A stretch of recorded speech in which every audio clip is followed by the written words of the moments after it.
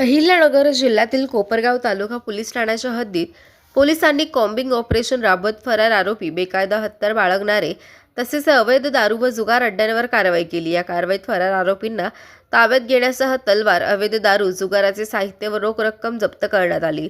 सन 2020 मध्ये दाखल चोरीच्या गुन्ह्यात फरार असलेले कपिल राजू पिंगळे हा सुरेगाव परिसरात असल्याची माहिती पोलिसांना मिळाली। त्यानुसार पोलिसांनी सापळा रचून त्याला ताब्यात घेतले। त्याच्याकडून तलवार जप्त करण्यात आली असून त्याच्या विरुद्ध शस्त्र अधिनियमाअंतर्गत कारवाई करण्यात आली। तसेच राहुरी पोलीस ठाण्यात दाखल फसवणुकीच्या गुन्ह्यात फरार असलेला रवींद्र रंगनाथ बर्डे राहणार काणेगाव तालुका कोपरगाव याला ताब्यात घेऊन पुढील कारवाईसाठी राहुरी पोलिसांच्या ताब्यात देण्यात आले। नेवासा पोलीस ठाण्यातील चोरीच्या गुन्ह्यात फरार असलेल्या सतीश बाबासाहेब अनाप राहणार पोयगाव तालुका कोपरगाव यालाही ताब्यात घेऊन नेवासा पोलिसांच्या ताब्यात देण्यात आले। दरम्यान धारणगाव, वारी, सुरेगाव, दर्डे, चांदवड आदी परिसरात अवैध दारू विक्री करणाऱ्यांवर छापे टाकण्यात आले। या कारवाईत 5,440 रुपये किमतीची देशी व विदेशी दारू जप्त करण्यात आली। तसेच सादे कसार येथे अवैध जुगार अड्ड्यांवर छापा टाकून 3,140 रुपये रोख रक्कम व जुगाराचे साहित्य जप्त करण्यात आले।